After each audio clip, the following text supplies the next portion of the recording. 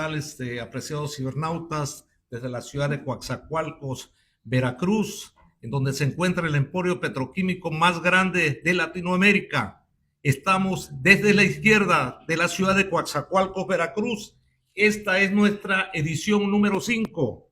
Tenemos más de 8,000 seguidores y en el último programa tuvimos 2,600 visualizaciones.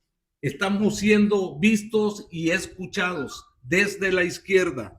Agradezco a mis panelistas, compañeros y amigos, al licenciado Abel Jiménez. Él es profesor, especialista en materia laboral y asesor sindicalista. Muy buenas tardes, licenciado Abel. Mucho gusto de estar aquí con ustedes. Al psicólogo Alfredo Capdeville Leiva, como analista político. Gracias por la invitación. Al exopolitólogo Marco Antonio Castellanos. Muchas gracias. Gracias, Marco Antonio. Al compañero ingeniero Sergio Aguayo también que nos visita. Muchas gracias, ingeniero Sergio. Gracias por la invitación. El día de hoy tenemos un tema muy importante, lo que es la lucha obrera y las elecciones de Veracruz 2024. También está, discúlpenme, teníamos aquí el ingeniero Cusberto Sánchez, especialista en temas energéticos. Una disculpa para el ingeniero Cusberto. Bienvenido, ingeniero. El día de hoy, un tema de mucha trascendencia, la lucha obrera y las elecciones en Veracruz 2024, elecciones históricas. Pero vamos a iniciar hablando sobre el sindicalismo, sobre qué es la lucha obrera en este país. ¿Por qué se conmemora el 1 de mayo de cada año el Día Internacional del Trabajo? Hay una respuesta. Esta es una fecha que se instituyó como Día Internacional del Trabajo en conmemoración de la sangrienta represión que sufrieron los obreros de la fábrica de McCormick durante varios días de abril y mayo en 1886 en la ciudad de Chicago, Estados Unidos. Ese fue el origen. Conocido como el año de gran alzamiento laborista en la plaza de Haymarket de Chicago, unos 4,000 obreros se manifestaron exigiendo la jornada laboral de 8 horas, lo que llevó a la pena de muerte para 5 huelguistas. Entonces, por eso es que se considera los mártires de Chicago, por la muerte de cinco obreros, de 5 dirigentes sindicalistas en aquellos entonces, y estamos hablando de 1886. Es una conmemoración del movimiento obrero mundial. Se ha utilizado habitualmente para realizar diferentes reivindicaciones sociales y laborales en favor de las clases laborales. El Día Festivo Nacional, en la mayoría de los países del mundo, se festeja el día 1 de mayo, recordando a los mártires de Cananea también, de Río Blanco, de Santa Rosita. Ese movimiento que se gesta en Chicago en 1886 fue también inspiración para los grandes movimientos que se dieron en el mundo. Para no salirnos de contexto, lo de México. En México también se dieron grandes movimientos mineros, de la siderúrgica también. En 1906, 1907, grandes movimientos también y huelgas. Esa fue también una inspiración del movimiento revolucionario de 1910, y también podríamos hablar de una motivación o de una inspiración del constituyente de 1917. De ahí se gestaron una serie de movimientos sociales también en el país. En la época de 1928, la promulgación incluso de la primera Ley Federal del Trabajo. Si no mal recuerdo, el 18 de agosto de 1931 se promulga la primera Ley Federal del Trabajo. Un reconocimiento a la clase obrera, un reconocimiento a la clase trabajadora. De ahí se gestan una serie de movimientos. En 1958, con el movimiento revolucionario, también masacres en Río Blanco, también en Cananea, también se dan ese tipo de acontecimientos. Esto fortalece más el sindicalismo en México. Es importante también La Casa del Obrero también mundial, también fueron parte de las organizaciones que se dieron en esto. Y yéndonos un poquito más acá, los movimientos del 58, 59, con Demetrio Vallejo, con Valentín Campo, el movimiento ferrocarrilero, Eutón Salazar, el movimiento también magisterial, también de gran importancia. Eso también les ha exigido a los legisladores reformar las propias leyes. Para no andar un poquito más sobre el tema, porque si nos metemos al aspecto histórico, pues es bastante amplio, ¿no? Lo que ha sido la reivindicación de los trabajadores. Aquí tenemos un especialista, el licenciado Abel Jiménez.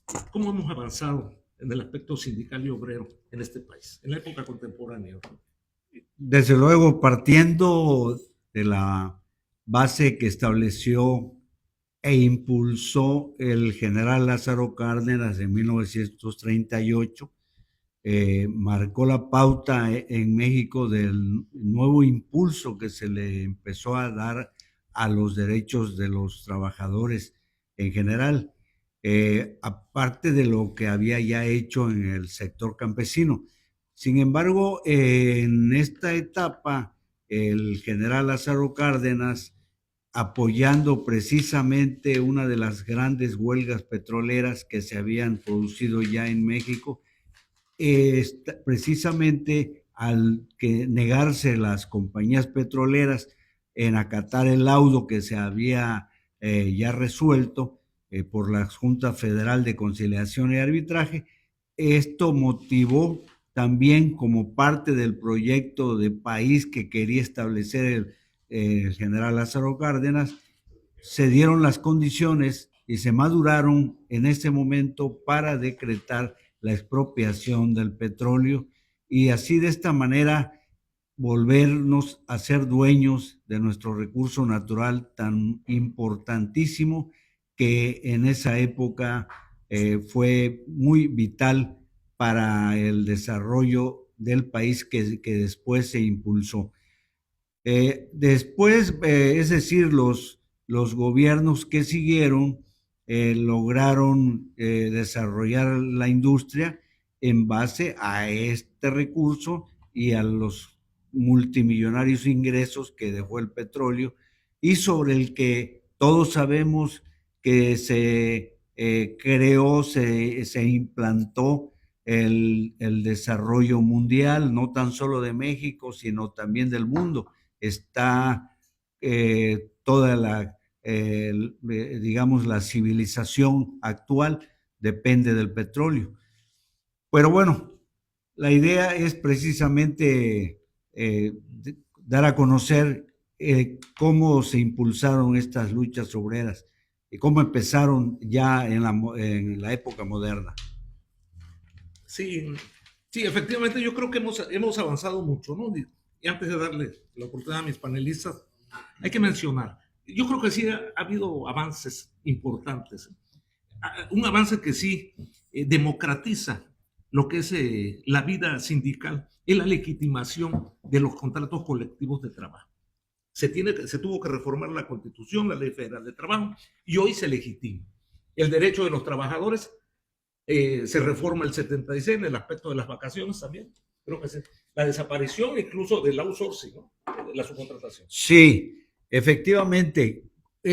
Uno de los aspectos torales del nuevo gobierno que encabeza nuestro compañero Andrés Manuel López Obrador, precisamente es de que reforma la justicia laboral, y entre ellas está la que se estableció con los nuevos tribunales laborales que entraron precisamente como consecuencia de la reforma a la Ley Federal del Trabajo el 1 de mayo del 2019. Es decir, al año de haber empezado su gobierno, se fue precisamente sobre uno de los aspectos que laceraban mucho a los trabajadores, que era precisamente el retardo de los juicios, que demoraban más de 5 o 8 años, y por eso fue una de las causas que lastimaba a los trabajadores y sus familias, que habían sido despedidos y obviamente demoraban o tenían muchísimo tiempo esperando la respuesta. Después es obviamente que también se vino la creación de una estructura jurídica que le fue dando paso a la solución de estos problemas para que no tardaran más de un año. Y es lo que actualmente está sucediendo. Ya tienen 2 años que está operando la nueva justicia laboral con jueces, con una estructura más sencilla que permite la dinámica más ágil de estos juicios laborales. Podríamos decir que se judicializa el sistema de justicia laboral. Está judicializado, ¿no? Sí, así es, y además, pues en este momento está dando los resultados que se esperaban, y obviamente que quizás en el futuro se van a empantanar si llegan a existir demasiados juicios por despidos. Sin embargo, actualmente no se está dando ese fenómeno. Por el contrario, el país está creciendo y se está impulsando el empleo en lugar de los despidos, al revés de lo que estaba sucediendo antes, cuando estaba implantado el capitalismo salvaje, que le llaman neoliberalismo, pero que era un capitalismo salvaje basado en bajos salarios y en despidos constantes de trabajadores. Muchas gracias. Para poder concluir este tema pues no podíamos pasar por alto lo que viene el próximo miércoles, que es 1 de mayo, que se conmemora el Día del Trabajo. Sí era importante señalarlo, ¿no? Recordarlo. Vamos a tener un minuto para poder entrar al próximo tema, que va a estar muy interesante, lo que van a ser las elecciones en Veracruz 2024. El ingeniero Cuthberto Sánchez, ¿alguna opinión? Un minuto cada uno. Es muy importante señalar que aquellos aumentos salariales anuales que se daban de 6, 8 pesos, que no resolvían en nada la economía de los trabajadores, nuestro presidente le dio un realce al salario mínimo en su poder adquisitivo. Ahorita está en 240 pesos, lo cual es decoroso. Creo que hasta una servidora de doméstica puede llevar a su casa y cubrir todas sus necesidades, incluido las medicinas de sus niños, etcétera. Ahora, a partir del 2027 viene una gran reforma que todos debemos de apoyar para que todos los diputados sean de Morena. ¿Por qué? Porque puede ser revertida por aquellos enemigos de las clases populares. Tenemos que para el 2027 los trabajadores se jubilarán con el 100% de sus percepciones y no como a un servidor que languidecemos en unos salarios mínimos que se estilaban en el año 2015 y ahí quedamos anclados de por vida. Les hablo de una milpa semanal para que tengan idea quién puede llevar un hogar con esa percepción de una milpa semanal. Esto es para que todos y aún aquellos que no apoyan a nuestro señor presidente y a AMLO se pongan de pie y se quiten el sombrero, como decía Ángel Fernández, y le den un aplauso, porque esta gran medida beneficia a todos los mexicanos. Y les comento, no debemos dejar que la echen atrás estos retrógradas, porque empezará a funcionar en 2027. Muchas gracias. Gracias, ingeniero Cuthberto Sánchez. Una opinión al psicólogo Alfredo Catervino. Es importante recordar que apenas hace 2 siglos los trabajadores, los obreros estaban completamente desprotegidos. No tenían la más mínima ayuda, apoyo por parte de ninguna organización. Ellos son auténticos mártires.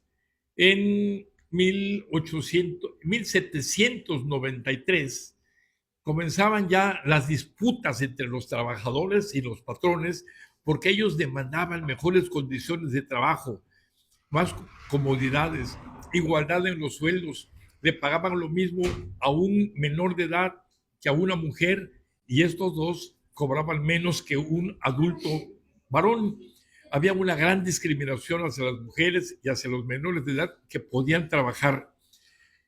Habían hacinamientos, trabajaban en espacios muy reducidos, habían lugares donde se enfermaban, había prácticamente epidemias en toda la empresa, en toda la fábrica, porque no tenían espacios ventilados, o sea, trabajaban en condiciones infrahumanas. Eso provocó enfrentamientos y la necesidad de que se crearan organizaciones o agrupaciones de los trabajadores que defendieran sus intereses. De esa manera fue como comenzaron a darse algunas organizaciones, algunas cofradías de trabajadores que hacían sus demandas, se las presentaban a los patrones y ganaban algunos espacios, concesiones, y de esa manera fue como a través de esas constantes luchas que han caracterizado a la propia humanidad, que el sindicalismo internacional se comenzó a formar en diversos puntos del planeta, sobre todo en Europa y en Estados Unidos. Comenzaron a darse ya las primeras manifestaciones de organizaciones laborales que defiendan a los trabajadores, defendiendo los intereses del trabajador contra los intereses del patrón.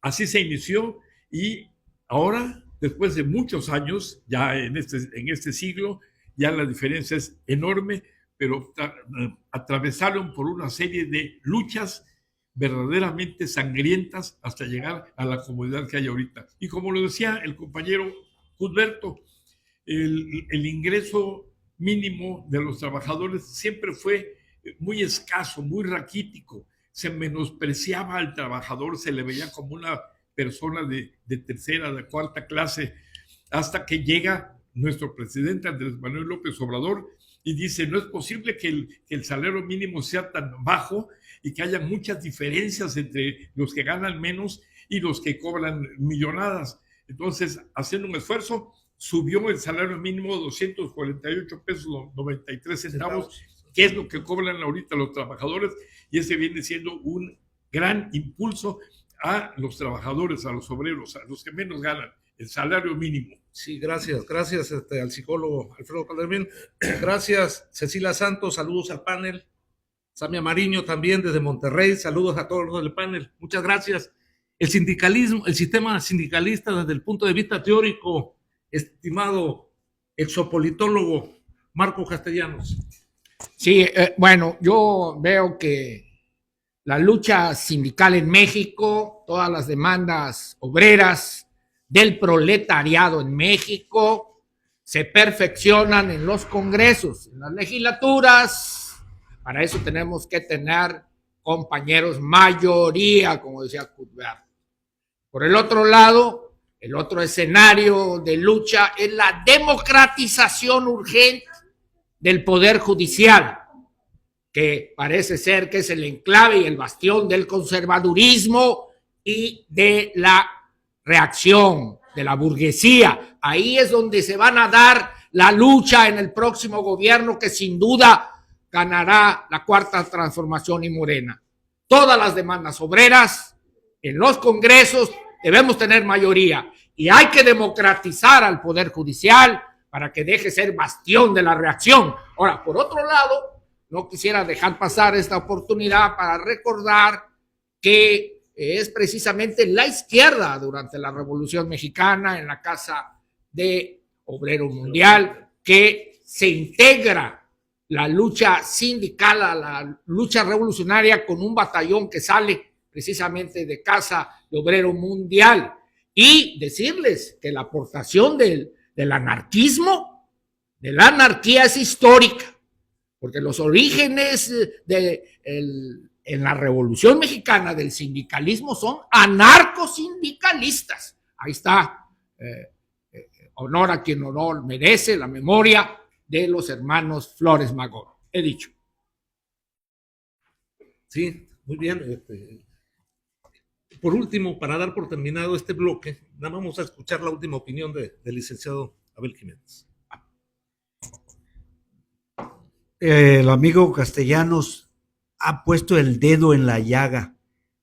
Efectivamente, tenemos que ganar el Congreso con mayoría calificada, si es posible, porque imagínense a una Claudia Sheinbaum Pardo que llegue a ser nuestra presidenta y que con el apoyo de ustedes llegará a serlo, sin tener un Congreso de mayoría, se le pueden dar un golpe blando, como sucedió en Perú, como ha sucedido en otros países, en donde han llegado inclusive, como en Brasil, a acusar al presidente Lula y después meterlo a la cárcel, solo por haber perdido la mayoría en el Congreso. Nosotros, si no tenemos decisión y determinación, podemos llevar a nuestra presidenta a un peligro de ese tamaño.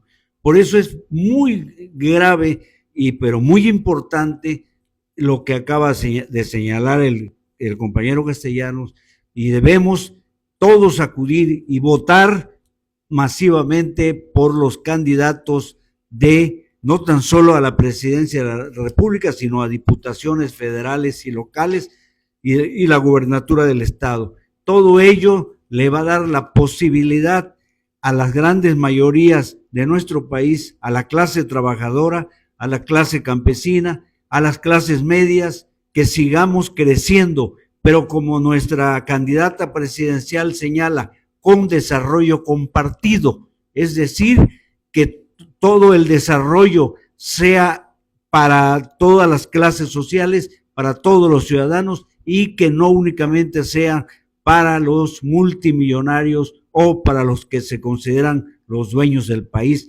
30 familias, sino para todos en general. Hago ese llamado y suplico que tomemos en cuenta esa idea, esa reflexión, por la importancia que tiene para el futuro del país. Gracias. Muchas gracias, muchas gracias. Podríamos pasarnos un buen tiempo, un día, hablando sobre el sindicalismo. Me llegan a la memoria que en este país han habido dos tipos de sindicalismo: el sindicalismo oficial, que lo encabeza Fidel Velázquez, el desaparecido Fidel Velázquez, charro durante más de 50 años, y aquel que impulsó uno de los grandes ideólogos también del sindicalismo en México en la época de los 30, Lombardo Toledano. No hay que olvidarlo también, ¿no?, en la historia. Por eso se dividen, dice la historia. Hay quien quería la alianza con el Estado, con el gobierno, y él se oponía, Lombardo Toledano, a hacer un sindicalismo independiente. No se logró. Las elecciones en Veracruz, señores. Interesante tema. Tema de debate. Propuestas, alternativas para gobernar este estado. Me gustaría escuchar la opinión del analista político, el desafío de estas elecciones 2024 para el estado de Veracruz. Psicólogo Alfredo Caterpel. Gracias.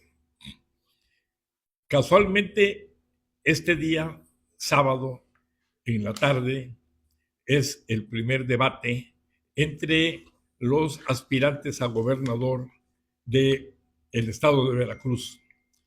Como todos sabemos, la candidata de Morena, la candidata de la izquierda, es la ingeniera Rocío Nale García.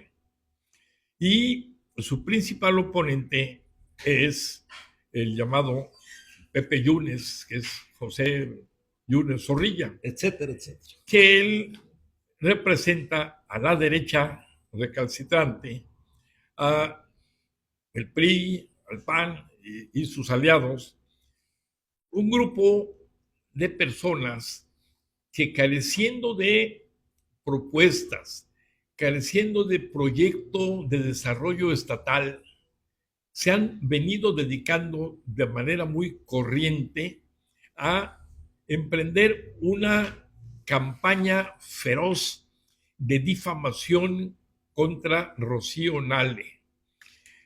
Han planeado y realizado vilmente una serie de acusaciones, de señalamientos falsos, en donde supuestamente Esta candidata de nosotros, la ingeniera Rocío Nale, ha comprado muchas propiedades en México, en el extranjero, que tiene depósitos en cuentas no sé en cuántos países.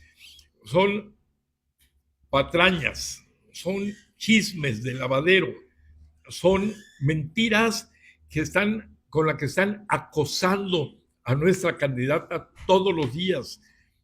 Cada día sale una propiedad más inventada por estas personas. Esa es una guerra sucia. ¿Por qué se da la guerra sucia? Porque de entrada ellos saben que no tienen con qué competir con Rocío Nale.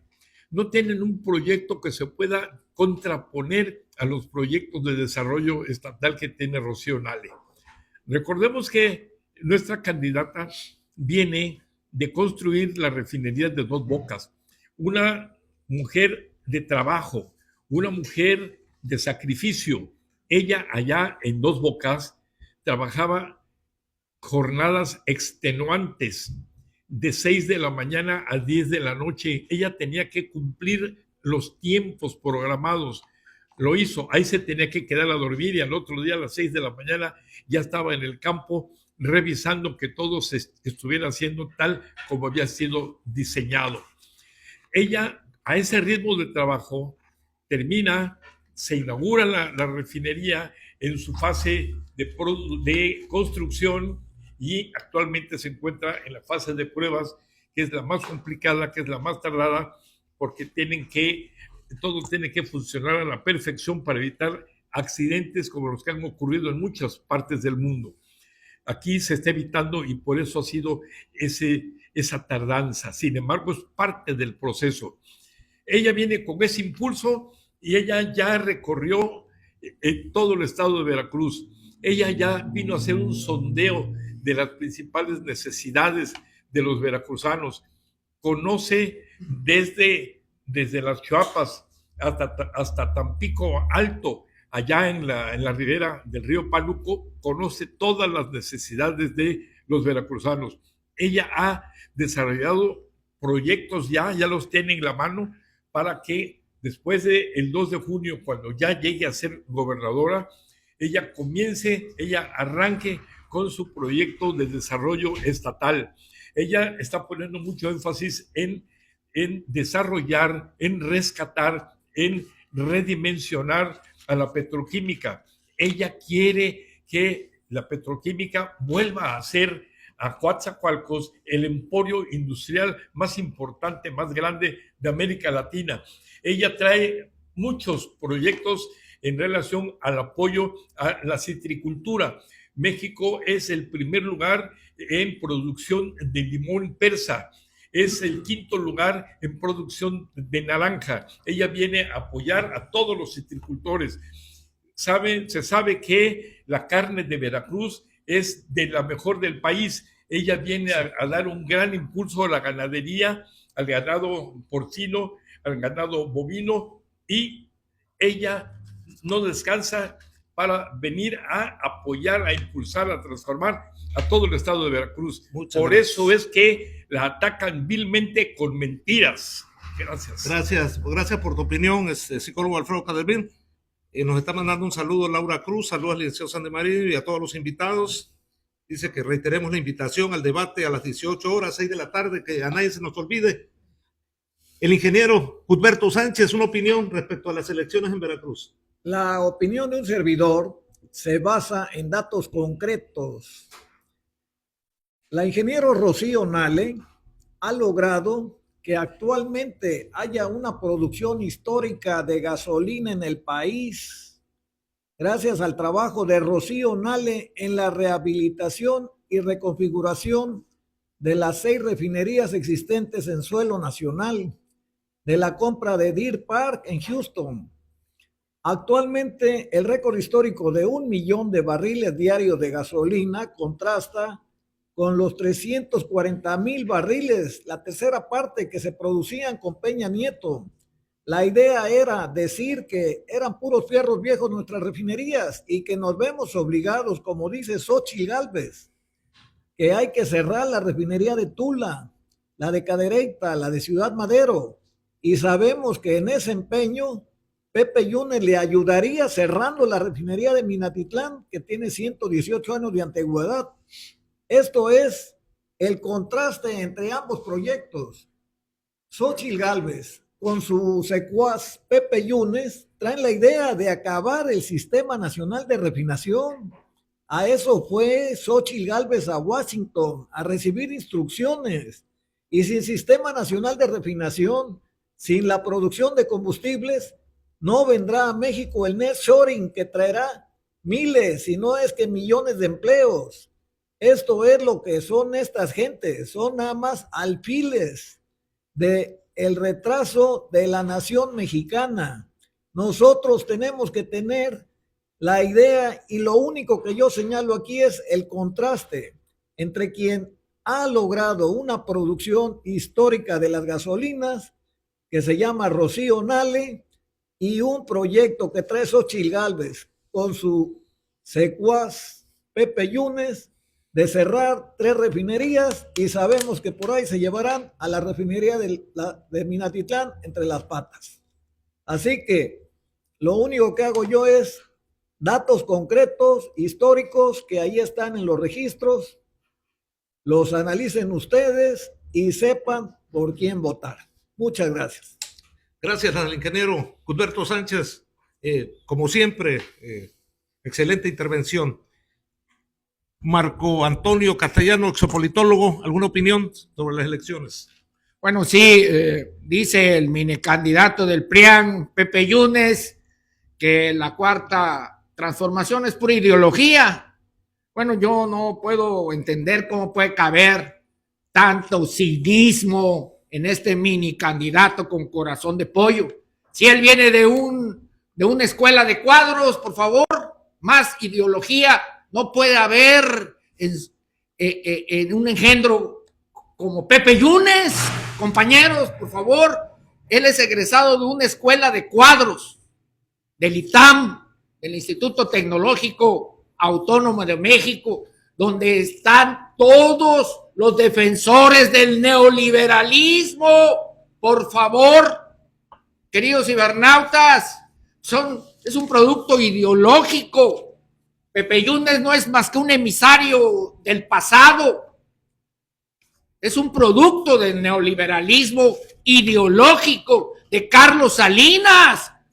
Todo el mundo lo sabe. El neoliberalismo sí es una serie de reglas monetaristas para combatir, entre otras cosas, la inflación y para adelgazar al Estado y entregarle a los reaccionarios y a la burguesía toda la empresa pública.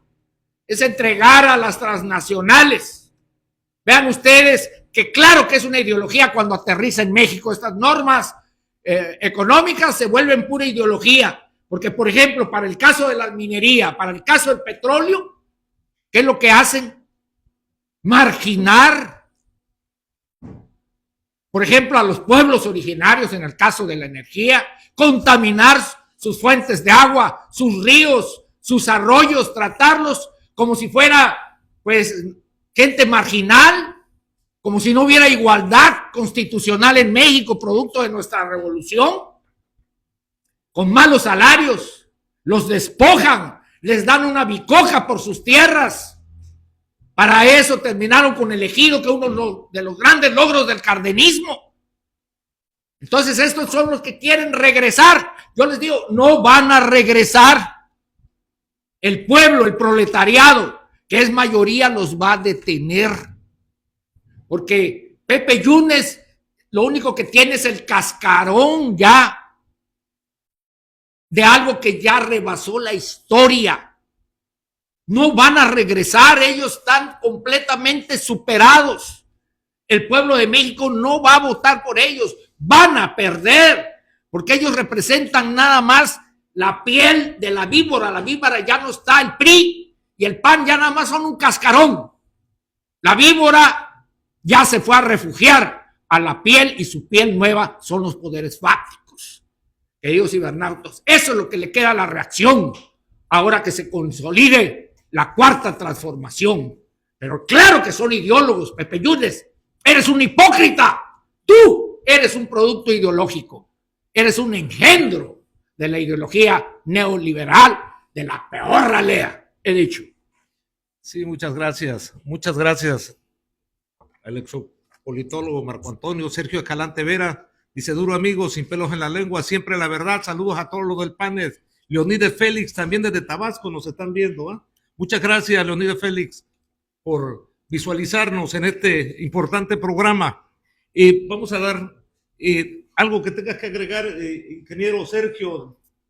Sergio Aguayo, adelante. Pues sí, nada más, ¿qué podríamos esperar de esta guerra sucia, de esta familia que se ha preocupado por acaparar todos los espacios políticos? Yo no sé qué hicieron la militancia del PRI, del PAN, cómo es que se dejaron avasallar por esta familia. ¿Dónde está la lucha? ¿Dónde está todo lo que ellos han significado o dicho que representan? Por eso esta guerra sucia no debemos de darle entrada, porque ya vemos de dónde viene. Viene de lo más recalcitrante, de lo peor que ha habido en esta familia, que se ha concretado a lo peor. Pues ahora ya deberían de atender sus denuncias penales que tienen para que puedan librarse de todo lo que han hecho.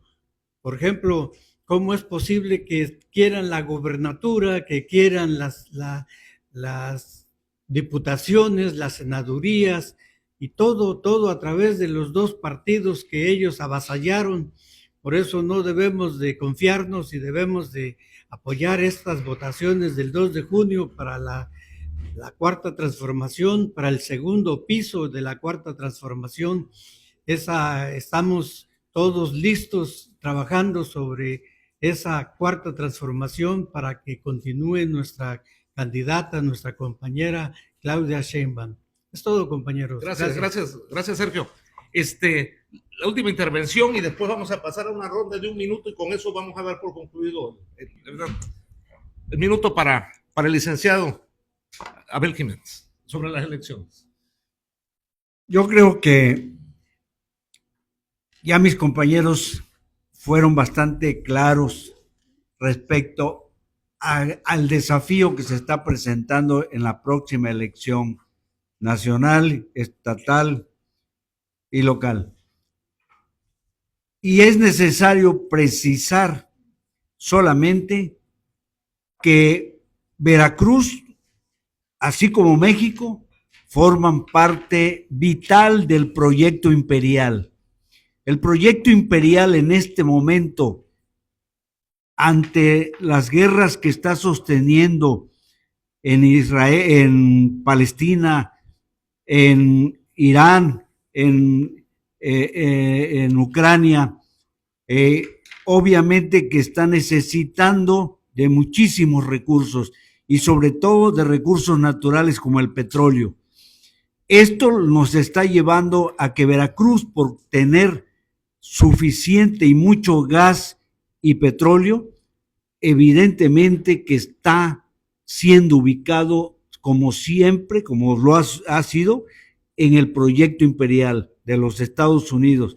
Y de esta manera también los candidatos que hoy están por el PRI, por el PAN, precisamente están dentro de ese proyecto imperial.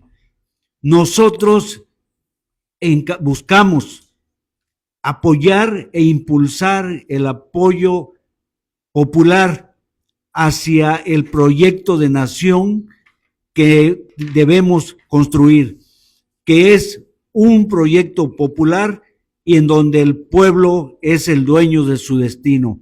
Son dos proyectos muy claros. Así es que eso está en juego, ese es el gran desafío y los invitamos a votar el 2 de junio por todos los candidatos de Morena, PT y PBEN, que son los que encabezan esta coalición de Haciendo Historia. Por lo que les decimos que debemos tener ese cuidado en la urna, en la soledad de la urna, no tan solo pensando en nuestras madres, esposas, hijas e hijos, sino también pensando en que formamos parte de ese proyecto, todos y cada uno de nosotros. Gracias, licenciado. Por último, para dar por finalizado, un minuto y para que saquen sus propias conclusiones sobre las elecciones 2024 en Veracruz. Iniciamos con el ingeniero Cusberto Sánchez. Aquí tengo que hacer mención de una actuación de Pepe Yunes que lo retrata tal cual es.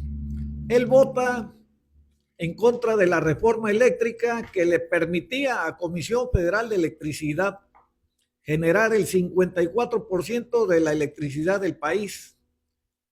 ¿Qué significaba esto? Acabar con aquel organismo de cuotas libres que metió Peña Nieto y que hacía que las plantas de Comisión Federal, óiganlo bien, quedaran paradas para que inyectaran al Sistema Nacional Eléctrico las empresas privadas y las extranjeras como Iberdrola. Ese proyecto es el que apoyó Pepe Yunes. Yo le pregunto a Pepe Yunes y ojalá algún ideólogo del PRI me diera una respuesta. ¿Qué se haría con la planta termoeléctrica de Tuxpan que genera 600 megawatts? Si hubiera prevalecido ese entreguismo de las cuotas libres, ¿qué hubiera pasado con la planta termoeléctrica de Tuxpan de 600 megawatts? Pues con la decisión de Pepe Yunes sería un elefante blanco porque no tendría permiso de inyectar su cuota eléctrica al sistema eléctrico nacional. Con las leyes secundarias que sacó Andrés Manuel López Obrador, logró acabar con la decisión de estos vendepatrias como Pepe Yunes y no permitiría que la planta de Tuxpan, la termoeléctrica recién inaugurada, fuera un elefante blanco al que no se le permitiera inyectar energía eléctrica al sistema eléctrico nacional. Eso representa Pepe Yunes y al no haber energía sabemos que no habría empleos en el estado de Veracruz. Muchas gracias. Muchas gracias, ingeniero Cusberto Sánchez. Sergio, Sí, por último. pues si la lucha sigue hasta el 2 de junio y después también en el apoyo a los candidatos para que establezcan y se cree la transformación que tanto ha anhelado nuestro presidente. Y en el segundo piso le toca a la compañera Claudia Sheinbaum. Y no podemos apoyar a estas gentes, a esta familia, los Yunes, que desforestaron el cofre de Perote, toda esa sierra, la deforestaron y no se ha podido restablecer. Igual, de esa manera, esas personas junto con Xóchitl Gálvez quieren destruir las refinerías, quieren destruir Pemex, quieren vender a la industria petrolera para chatarrizarla y darla a los Estados Unidos para que le sigamos comprando su gasolina y sus productos. Entonces tenemos que ser contundentes, compañeros, tenemos que votar, tenemos que pues apoyar a todos nuestros representantes para que no haya ninguna duda en ese 2 de junio. Adelante, compañeros. Muchas gracias, muchas gracias. El psicólogo Alfredo, última opinión. Sí. Debemos tomar en cuenta que las encuestas son importantes instrumentos de medición, de sondeo, que se basan en procedimientos técnicos y científicos, de tal manera que tienen mucha confiabilidad y ya los han usado en todo el mundo. Las encuestas que se han levantado aquí en el estado de Veracruz dan por amplia favorita a Rocío Nale por sobre Pepe Yunes. No tienen ellos nada que hacer para alcanzar a Rocío Nale, que los aventaja. Ella tiene el 52% y Pepe Yunes anda en el 38%. O sea, es una diferencia ya inalcanzable. Irreversible. Algo importantísimo que toda la gente y todos los habitantes de Veracruz tienen presente era la preocupación de que saben ellos que si llega a ganar este proyecto de oposición, les van a retirar todos los programas sociales. Y eso es cierto. Ellos votaron en contra de los programas sociales. La ingeniera Rocío Nale, en todos los escenarios donde se para, ella empeña su palabra. Dice, voy a conservar todos los programas sociales. Deben estar tranquilos los campesinos que están sembrando vidas y que están reforestando a todo el estado de Veracruz. Ellos seguirán recibiendo su recurso. Los adultos mayores seguirán recibiendo su recurso cuando gane Rocío Nale. Los jóvenes construyendo el futuro también tendrán esa oportunidad de estudiar a la vez que estarán recibiendo su recurso. Las madres solteras, las personas con discapacidad, todos van a seguir recibiendo su programa social. Porque Rocío Nale está preocupada porque ellos no pierdan ni un solo programa social. Esa es una garantía de Morena y de Rocío Nale. Gracias. Gracias, psicólogo Alfredo. Por último, Marcos, una opinión de ahí, el licenciado Abel, y vamos a... Sí, bueno, tiene mucha razón el señor licenciado Abel Jiménez, porque la elección de México es de una importancia y una trascendencia de grandes dimensiones, compañeros, porque es importante también globalmente, no solo aquí en México. La importancia del resultado de la elección en México es geopolítica, es geoestratégica, porque es una lucha entre los malos mexicanos, los reaccionarios, los burgueses que quieren entregar los bienes de la nación a el imperialismo, a los Estados Unidos y a las fuerzas más oscuras y reaccionarias. Por eso votan en contra de él. Por eso la traición a la patria de Pepe Yunes, como bien dijo el ingeniero Cuberto Sánchez. Entonces sí tiene una importancia de grandes dimensiones la próxima elección, porque es una lucha por la continuidad de la Cuarta Transformación, el segundo piso de la Cuarta Transformación ahora con la doctora Sheinbaum, pero también es la continuidad de un modelo libertario, que es el humanismo, a continuar con el humanismo del presidente Andrés Manuel López Obrador, opuesto al entreguismo imperialista. Así que sí es una lucha de grandes dimensiones. Gracias, gracias. Por último, el licenciado Abel.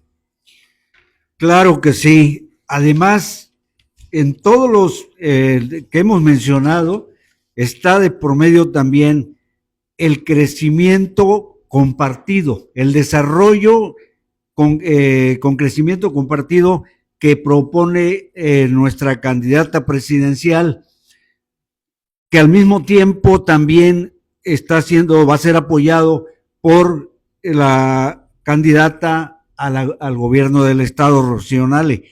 Es decir, se busca que el desarrollo del país ya no únicamente beneficie a unos cuantos, sino también beneficie a todos los que constituimos esta nación. Es decir, tanto los apoyos a las mujeres, a las personas discapacitadas, a todos aquellos jóvenes estudiantes que quieren seguir estudiando y no tienen recursos para hacerlo.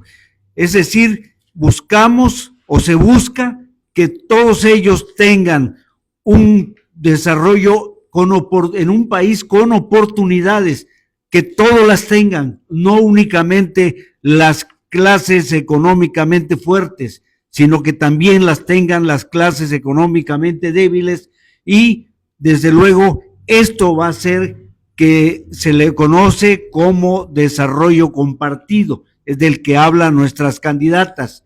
Por ello necesitamos entonces ganar esta elección con todos los candidatos que le propongan en las boletas electorales y que ustedes ya han escuchado desde la presidencia de la República hasta la gubernatura, las diputaciones federales y diputaciones locales. los invitamos para que pensemos en el futuro de la familia, del país, del Estado, para que podamos continuar en ese sendero. Muchas gracias. Gracias, licenciado Abel, interesante su intervención. Desde la Huasteca veracruzana, saludos a los del panel, el señor Fernando Campo González, saludos.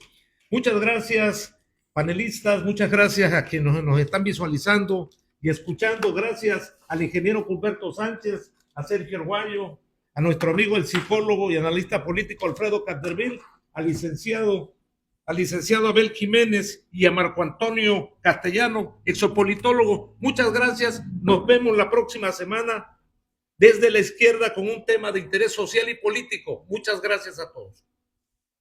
Gracias a todos. A todos.